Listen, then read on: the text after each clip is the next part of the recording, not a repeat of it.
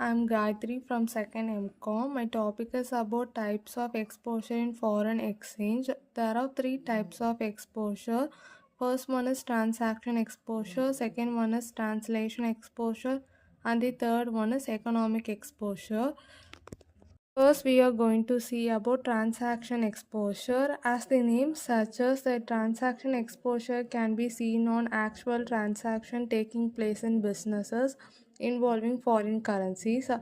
For example, if we have bought goods from foreign country and the payables are to be made in foreign currency only after the 3 months from the date of purchase.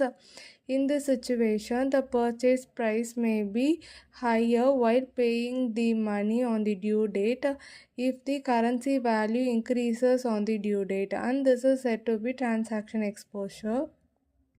This type of exposure occurs typically due to foreign currency debtors of sale, payment for imported goods or services, payment of dividend, and payment towards the EMIs of debts.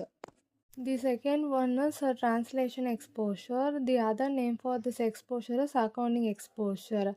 This exposure can be seen while translating the books of accounts into the home currency. If the currency market moves in the favorable direction, this exposure can be reversed in the next year's translation.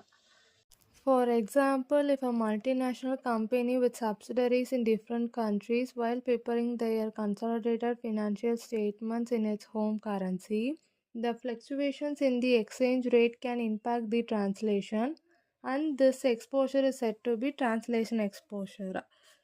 This can result in changes in reported profits, equity, and the overall financial position of the company. But the management does not give that much attention to this kind of exposure.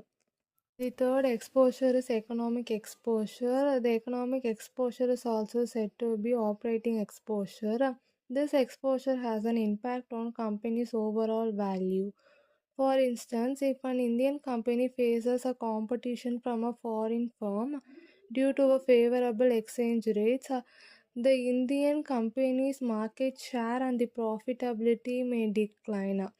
And this is said to be economic exposure. Economic exposure arises due to changes in exchange rates, inflation rates, interest rates, and market dynamics. Economic exposure is also said to be long-term exposure, and assessing this exposure is crucial for strategic decision making and developing appropriate risk mitigation strategies. And that's all about the types of exposure in foreign exchange. Thank you.